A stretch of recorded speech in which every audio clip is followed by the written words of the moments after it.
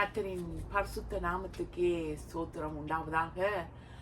சங்கீதம் 66:9 இப்படியாக சொல்கிறது பாருங்கள். அவர் நம்முடைய கால்களை தள்ளாட ஒட்டாமல் நம்முடைய ஆத்துமாவை உயிரோடே வைக்கிறார்.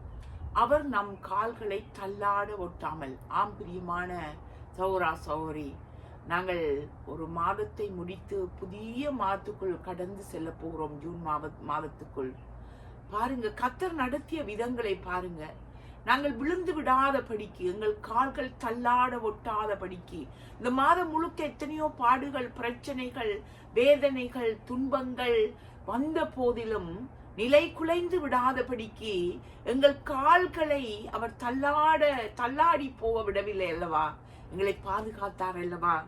அது மட்டுமல்ல, பாருங்கள்,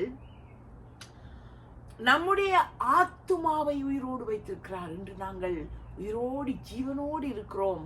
அது கர்த்தரின் கிருபை அல்லவா? எத்தனையோ பேர் படுக்கைக்கு சென்றவர்கள் இந்த மாசத்துக்குள்ளாகவே உங்களுக்கு தெரிந்த எத்தனையோ பேர் படுக்கைக்கு சென்றவர்கள் எழும்பவில்லை. ஆனால் உங்களை ஜீவனோடு வைத்து புதிய மாதத்தை காண கர்த்தர் கிருபை செய்திருக்கிறார்.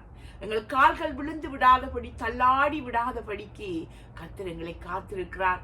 முழு உள்ளத்தோடு, முழு பலத்தோடு, முழு ஆத்துமாவோடு எங்கள் உள்ளத்திலிருந்து தேவனுக்கு இந்த மாசத்தை நடத்திய அந்த தகப்பனுக்கு நாங்கள் நன்றி சொல்லுவோம். ஆமேன். God bless you.